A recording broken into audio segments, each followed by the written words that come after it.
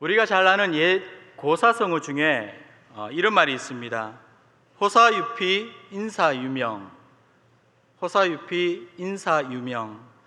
혹시 무슨 뜻인지 아시나요? 호랑이는 죽어서 답이 나오는 것 같네요. 호랑이는 죽어서 가죽을 남기고 사람은 죽어서 이름을 남긴다 라는 뜻입니다. 호사유피 인사유명. 우리가 속담처럼 이야기하는 이 말 속에는 사람이 죽어서 명예를 남기기 위하여 자신의 이름을 더럽히는 일을 하지 말아야 될 것, 의미가 있고요. 또 한 가지 의미가 더 있는 것 같습니다. 자신의 존재와 살아온 흔적을 남기고 싶어하는 욕망이 이 속에 포함이 되어 있지 않는가 생각합니다.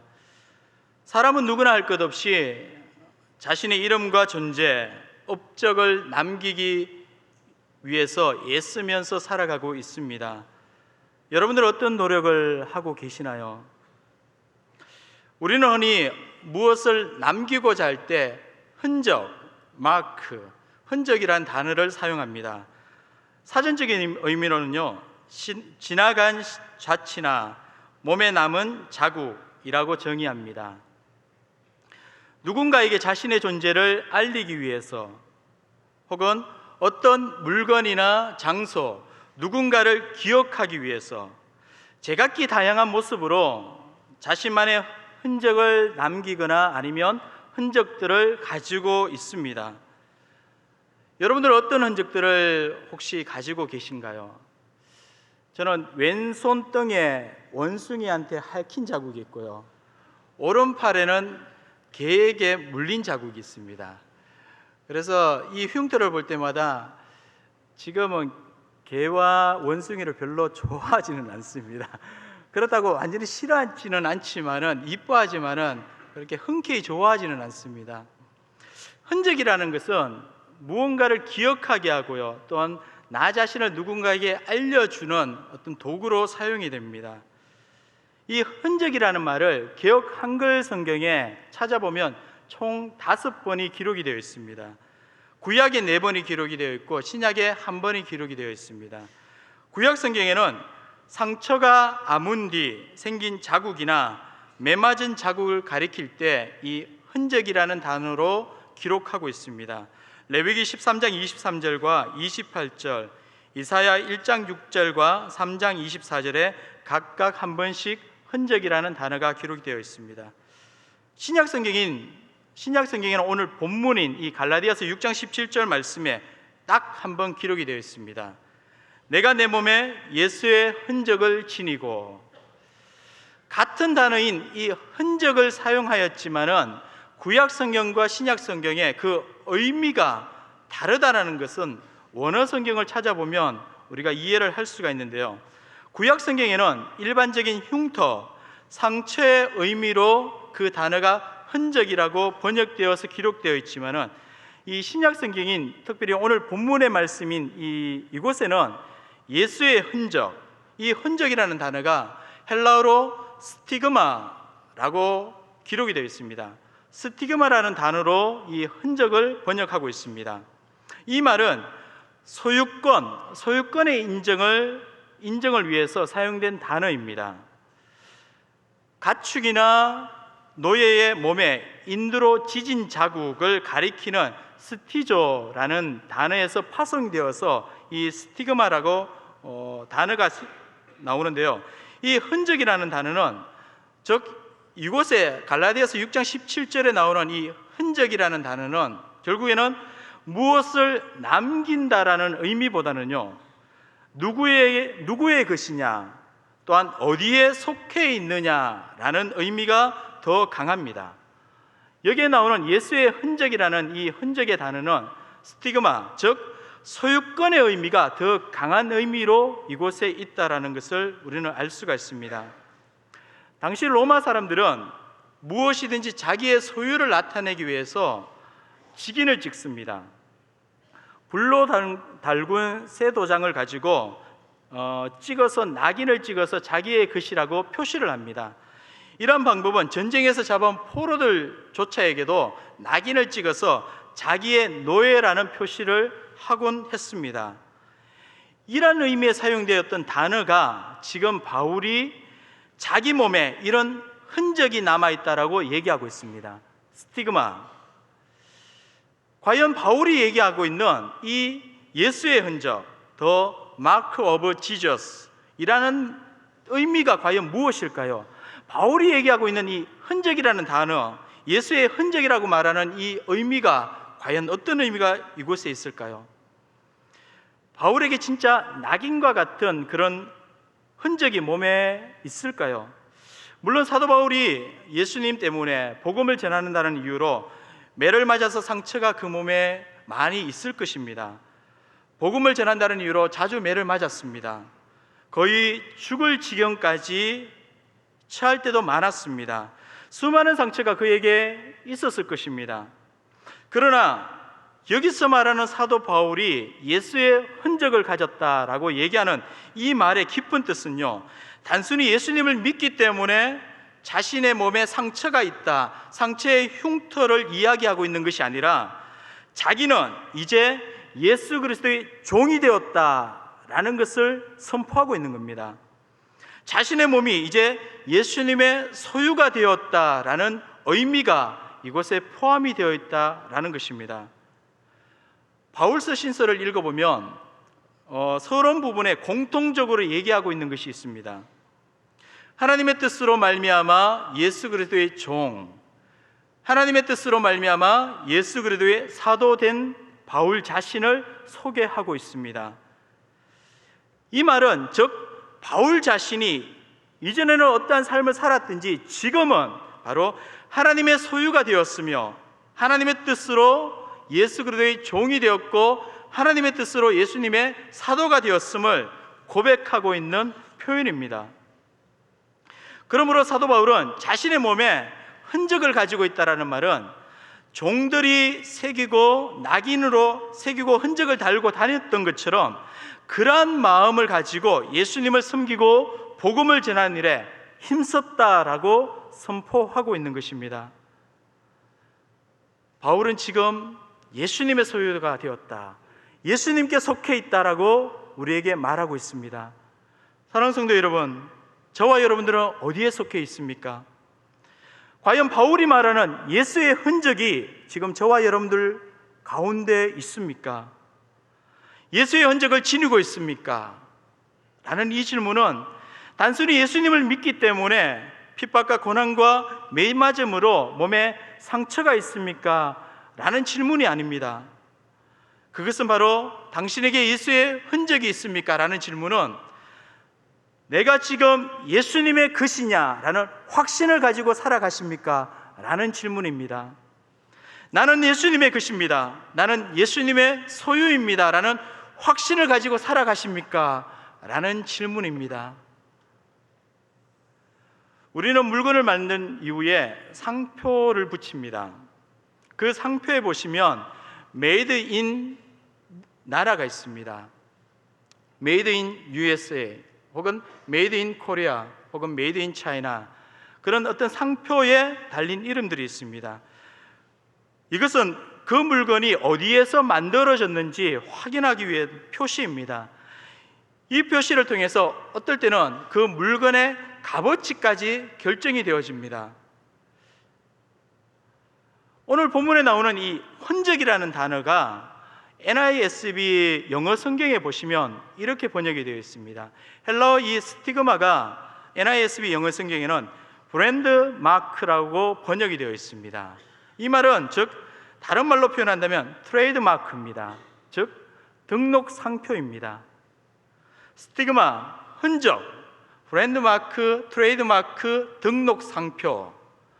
즉 사도 바울은 자기 몸에 예수의 흔적을 지니고 있다라고 말하는 것은 결국 자신은 예수님께서 만드셨고 예수님의 것이고 예수님께 속해 있으며 예수님의 종이 되었다라는 사실을 모든 사람들에게 강력하게 알리고 선포하고 있다라는 것을 분명히 알 수가 있습니다.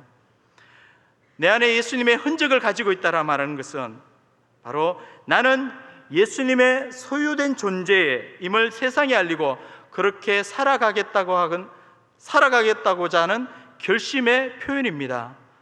사랑하는 성도 여러분, 예수님의 흔적을 지니고 있습니다 라는 그 말은요, 바로 나는 예수님의 소유된 존재입니다, 예수님께 소유된 존재입니다, 그것을 세상에 알리고 이제 예수님의 소유된 자로 세상을 살아가겠습니다 라고 결심하는 표현입니다. 우리는 모두 다 메이드 인 어디일까요? 메이드 인 지저스 크라이스트입니다. 메이드 인 갓입니다. 하나님의 것이고 예수님의 것입니다. 이사야 43장 7절 말씀에 보면 이렇게 선포합니다. 내 이름으로 불려지는 모든 자 곧 내가 내 영광을 위하여 창조한 자를 오게 하라. 그가 내가 지었고 그를 내가 지었고 그를 내가 만들었느니라. 내가 창조하였고 내가 지었고 내가 만들었느니라. 우리는 다 하나님께서 지으셨고 하나님이 창조하셨고 하나님이 만드신 자들입니다. 베드로전서 2장 9절 말씀에는 이런 우리를 향하여서 이렇게 선포합니다. 너희는 택하신 족속이요 왕같은 제사장들이요 거룩한 나라요 그의 소유가 된 백성이니. 하나님의 소유가 된 백성이다라고 우리에게 선포하고 있습니다. 여러분, 이 말씀을 믿지 않습니까? 우리는 예수님의 소유된 백성들입니다. 예수님의 것입니다. 우리는 누구의 것도 아니라 바로 하나님의 것입니다. 나 자신의 것이 아닙니다. 부모님의 것도 아닙니다. 바로 하나님의 것입니다.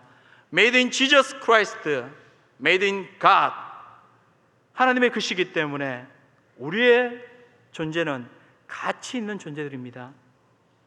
어떤 사람이 이 프랑스를 여행을 하다가 시골 가게에서 목걸이 하나를 발견했습니다.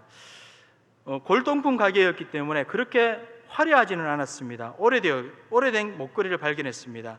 너무나 특이하여서 그 목걸이를 관심을 가지고 있으니까 그 상점 주인이 그렇게 비싸지 않는 가격에 저렴한 가격으로 그 목걸이를 판매를 하는 겁니다.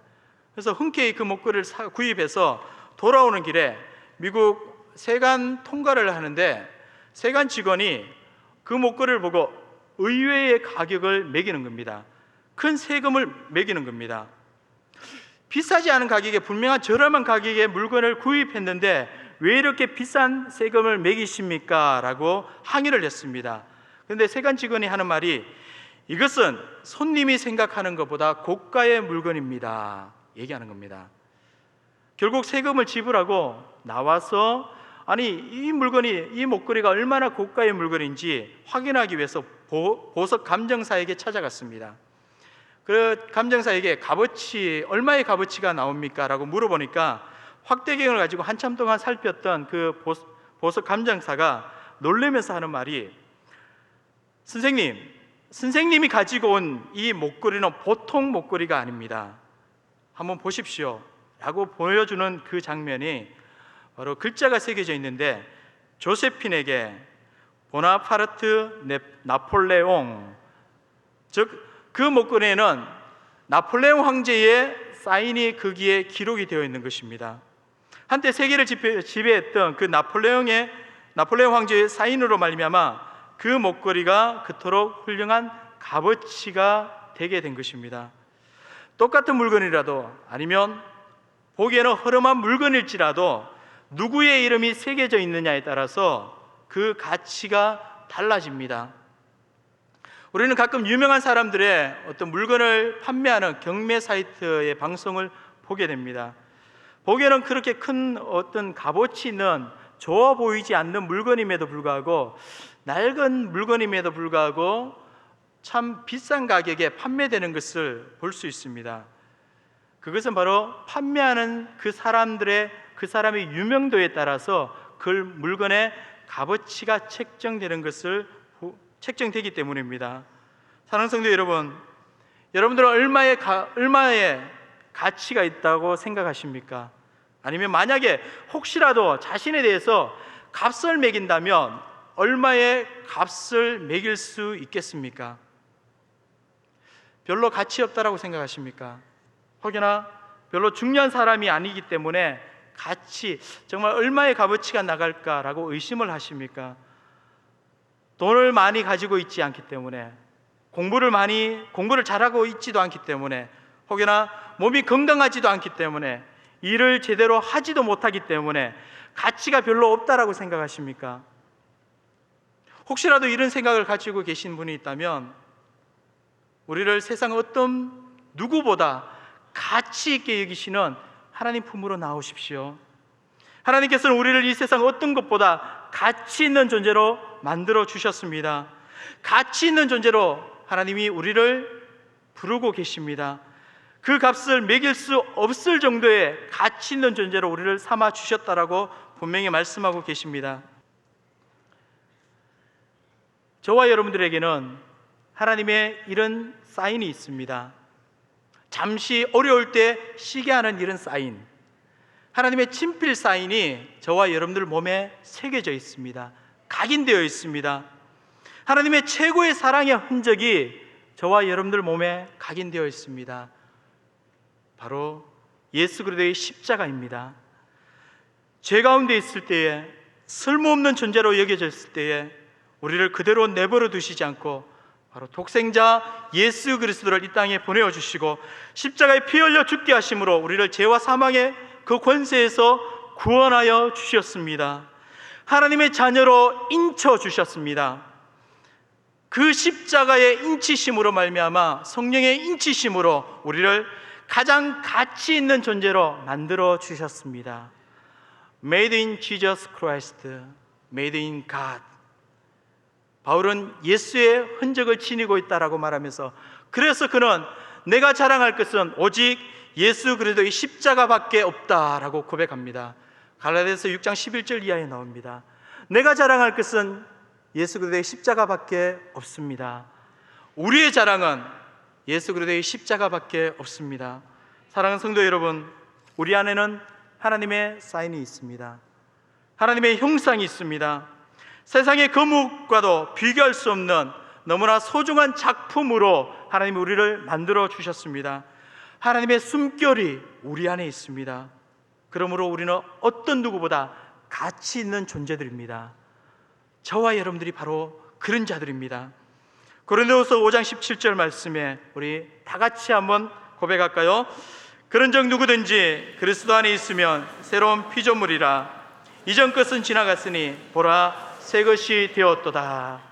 이전 것은 지나갔으니 보라 새 것이 되었도다.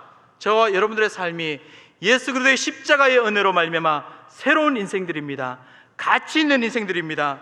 하나님이 우리의 가치를 인정하고 계십니다. 하나님이 만드신 우리를 그 누구보다 하나님이 인정하고 계십니다. 하나님이 인정하는 그 가치로운 존재, 우리가 어떻게 반응을 해야 될까요? 예수님의 흔적을 지닌 자로서 우리가 어떻게 살아가야 할까요? 세 가지만 생각해 보겠습니다. 첫째로는요, 잊지 마십시오. 잊지 마십시오. 무엇을? 우리가 누구에게 속해 있느냐, 절대 잊지 말고 살아가십시오. 바울은 모든 서신서 앞에 그가 고백하기를 바로 하나님의 뜻으로 말미암아 예수 그리스도의 사도가 되었다, 예수 그리스도의 종이 되었다라는 분명한 사실을 언급하고 있습니다. 사랑하는 성도 여러분, 우리가 이 자리에 예배드릴 수 있는 것도, 우리가 숨을 쉴 수 있는 것도 다 하나님의 소유된 백성이기 때문입니다. 하나님의 은혜이기 때문에 우리가 살아갈 수 있고 이 자리에 함께 예배드릴 수 있는 것입니다. 잊지 마십시오. 내가 누구에게 속해 있는지 잊지 말고 하나님을 경외하며 찬양하며 예수의 흔적을 지닌 자로 살아가십시오. 코람데오, Before the face of God. 무슨 뜻입니까? 하나님 앞에서 라는 뜻입니다. 하나님 앞에서 매 순간 매 한시라도 한순간이라도 우리가 우리의 존재가 하나님의 은혜로 말미암아 살아갈 수밖에 없는 존재라는 것을 분명히 잊지 말고 하나님 앞에서 우리가 하나님을 인정하면서 살아가라는 것입니다. 여러분, 아무리 웅장하고 아무리 화려하고 멋진 일을 할지라도요, 사업이 번창하고 돈을 아무리 많이 모을지라도 하나님을 잊어버리면 한순간에 무너지게 되어 있습니다. 한순간에 물거품이 되어집니다. 창세기 11장에 보면 분명한 사건을 우리에게 기억하게 합니다. 바벨탑 사건입니다. 사람들이 화려하고 웅장하고 하늘에까지 닿을 정도로 거대한 바벨탑을 쌓았습니다. 그런데 그들은 하나님의 소유됨을 거부했습니다.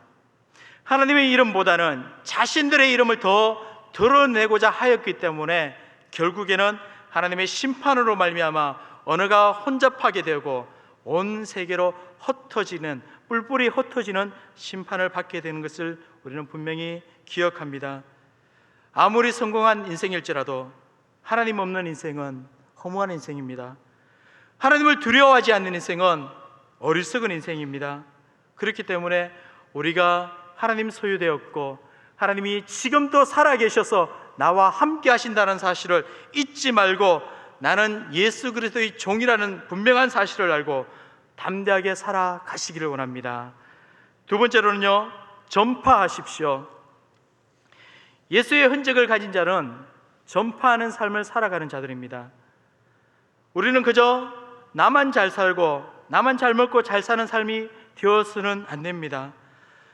여러분 자신의 삶을 통해서 어떻게 하면 예수님이 존귀히 여김을 받도록 해야 할까 투쟁하는 흔적이 남아 있어야만 합니다. 예수님 때문에 덕을 보려는 하는 마음으로 예수님을 믿어서는 안 됩니다. 예수님 때문에 수고하고 고통하는 흔적이 있어야만 합니다. 예수님 때문에 물질적인 손해도 당하는 흔적이 있어야만 합니다. 예수님 때문에 좌절하고 낙심하는 흔적도 있어야만 합니다. 예수님 때문에 육체적인 고통도 당하는 흔적도 있어야만 합니다. 왜냐하면요, 바울은 이러한 흔적들로 말미암아 예수님을 전했기 때문입니다. 예수님을 전하는 큰 힘의 원동력이 되었기 때문입니다. 저와 여러분들에게도 동일할 줄 믿습니다. 이러한 흔적들, 예수님 때문에 당하는 이러한 흔적들로 말미암아 결국에는 예수님께서 이러한 흔적들로 통해서 복음을 전파하는 도구로 사용하신다라는 겁니다. 다니엘 3장을 보시면요, 다니엘의 세 친구가 나옵니다. 사드락, 메삭, 아벳노고가 나옵니다. 그들이 느부갓네살 왕이 세운 금신상에게 절하지 않음으로 말미암아 평소보다 7배나 뜨거운 풀무불에 빠지는 위기에 처했습니다. 그럼에도 불구하고 그들은 하나님을 숨기는 그 섬김을 거역하지 않고요, 왕에게 담대하게 이렇게 선포합니다. 다니엘서 3장 17절에서 18절 말씀해 보시면, 왕이여, 우리가 숨기는 하나님이 계시다면 우리를 맹렬히 타는 풀무불 가운데서 능히 건져내시겠고 왕의 손에서도 건져내시리이다. 그렇게 하지 아니하실지라도 왕이여, 우리가 왕의 신들을 섬기지 아니하고 왕이 세우신 금신상에게 절하지도 아니할 줄을 아옵소서. 개역 한글 버전에는 그리 아니하실지라도 우리가 왕이 세운 그 금신상에게 절하지도 아니하고 섬기지도 않겠습니다 라고 선포합니다. 결국에는 이 사드락, 메삭, 아벳노고가 풀무불에 떨어집니다. 하지만은 그들은 어디 하나 상하지 않고 온전하게 건짐받는 것을 우리는 말씀을 통해서 확인할 수가 있습니다. 온전히 건짐받으셨을 때에 느부갓네살 왕이 마지막 3장 28절에서 29절 말씀에 보면 이러한 모든 사건을 통해서 느부갓네살 왕이 선포한 내용이 나옵니다. 느부갓네살이 말하여 이르되 사드락, 메삭, 아벳노고의 하나님을 찬송할지로다. 그가 그의 천사를 보내사 자기를 의뢰하고 그들의 몸을 바쳐 왕의 명령을 거역하고 그 하나님 밖에는 다른 신을 섬기지 아니하며 그에게 절하지 아니한 종들을 구원하셨도다. 그러므로 내가 이제 조서를 내리노니 각 백성과 각 나라와 각 언어를 말하는 자가 모두 사드락과 메삭과 아벳노고의 하나님께 경솔히 말하거든 그 몸을 쪼개고 그 집을 걸음토로 삼을지니 이는 이같이 사람을 구원할 다른 신이 없음이니라 하더라. 느부갓네살이 하나님을 찬양하고 있는 것을 볼 수가 있습니다. 내가 이제 조서를 내리노니 사드락과 메삭과 아벳노고가 섬겼던 그 하나님을 경홀히 여기는 자가 있다면 그의 몸을 쪼개고 그 집을 걸음토로 삼을지니 이같이 사람을 구원할 다른 신이 없음이니라. 하나님만이 참 신이다라는 것을 공포하고 있는 것을 볼 수 있습니다. 사랑하는 성도 여러분, 어떤 순간에라도 내가 하나님의 소유가 되었습니다, 하나님이 나의 하나님이십니다 라는 그 사실을 잊지 말고 담대하게 전파하십시오. 하나님께서 우리의 모든 순간순간을 통해서 하나님이 높임 받으십니다. 고난의 순간을 도리어 하나님의 이름을 드러내고 하나님의 영광을 선포하는 도구로 하나님이 사용하십니다. 예수의 흔적을 가진 자, 우리의 삶을 통해서 예수님을 전파하는 삶입니다. 우리의 자랑은 바로 내가 가진 힘이나 내가 가진 능력이 아니라 바로 우리 주 예수 그리스도의 십자가밖에 없습니다. 그 십자가만이 유일한 구원이요 또한 생명의 근거이기 때문입니다. 사랑하는 성도 여러분, 전파하십시오. 이제 두려워하지 말고 선포하십시오. 주님께서 우리를 구원해 주신 그 사랑을 담대하게 선포하십시오. 예수의 흔적을 가진 자, 그 자를 통해서 그런 흔적을 볼 때마다 하나님께서 살아계심을 전파하는 삶을 살아가시기를 주의 이름으로 축원드립니다. 세 번째로는요, 마지막 세 번째로는 담대하십시오. 담대하십시오. 바울은 그리스도를 위해서 자주 매를 맞았습니다. 이곳 갈라디아 교회까지 왔어도, 갈라디아 이 지방까지 왔어도 매를 맞았다라고 사도행전 14장에 기록하고 있습니다. 바울은 그런 매맞음과 고통과 핍박이 있을지라도 그는 절대 거짓과 율법에 타협하지 않았습니다. 진리와 은혜를 위해서 싸우며 투쟁했습니다.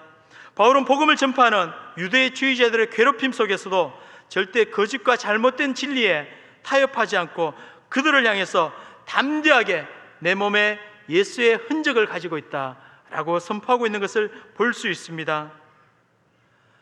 요즘 참 어려운 시대를 우리가 살아가고 있습니다.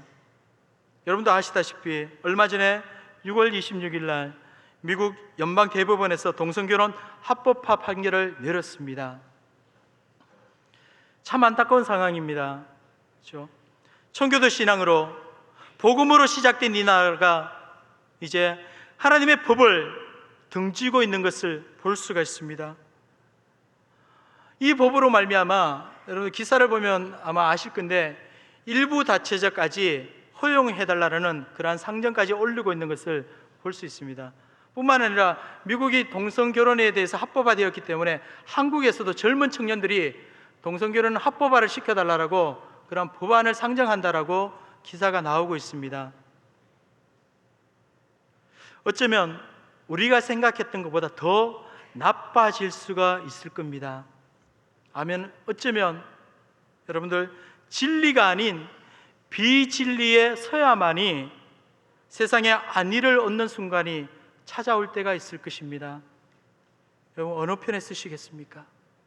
어느 편에 쓰시겠습니까? 진리의 편에 쓰시겠습니까? 비진리 편에 쓰시겠습니까? 진리와 은혜인 하나님 편에 쓰십시오. 하나님 편에 쓰십시오. 십자가 앞에 쓰십시오. 말씀 위에 담대하게 쓰십시오. 진리 위에 서고자 하는 자 하나님이 담대케 하신다라고 우리에게 약속하고 계십니다. 시편 31편 23절에서 24절 말씀에 보면요, 너희는 강하고 담대하라 선포하고 있습니다. 너희 모든 성도들아 여호와를 사랑하라. 여호와께서 진실한 자를 보호하시고 교만하게 행하는 자에게 엄중히 갚으시느니라. 여호와를 바라는 너희들아 강하고 담대하라. 하나님을 진실히 사랑하는 자 하나님이 보호하신다고 말씀합니다. 하나님께 교만하게 행하는 자 엄중히 갚아주신다라고 선포하고 계십니다. 여호와를 바라보는 너희들아 강하고 담대하라. 진리 위에 서고자 하는 자 하나님이 담대케 하십니다. 담대한 힘을 주십니다. 야곱아 너를 창조하신 여호와께서 지금 말씀하시느니라. 이스라엘아 너를 지으신 네가 말씀하시느니라. 너는 두려워하지 말라. 내가 너를 구속하였고 내가 너를 지명하여 불렀나니 너는 내 것이라. 하나님이 우리에게 선포하고 계십니다. 너는 내 것이라. 내 것인 하나님의 것인 저와 여러분들을 하나님이 붙들고 계십니다. 강하고 담대하게 나아갈 것을 명령하고 계십니다. 담대하십시오. 하나님 편에 서서 담대하게 진리를 선포하십시오. 예수님의 흔적을 가지고 있는 자, 예수님의 소유가 되었다라고 담대하게 선포하는 자, 어디든지 가도 어디든지 갈 때도 어디든지 나아가도 겁낼 것 없이 걸어갈 수 있습니다. 하나님이 내 편이시기 때문에, 전능자 하나님이 내 편으로 나와 함께 하시기 때문입니다. 하나님의 것이라는 인지심이 바로 저와 여러분들에게는 지워지지 않는 흔적으로 각인되어 있습니다. 지워지지 않는 흔적으로 나에게 있습니다. 담대하게 나아가십시오. 이제 사도 바울처럼 담대히 예수님의 흔적을 가지고 있노라고 담대하게 선포하는 저와 여러분들의 삶이 되어주시기를 주의 이름으로 축원드립니다. 아멘.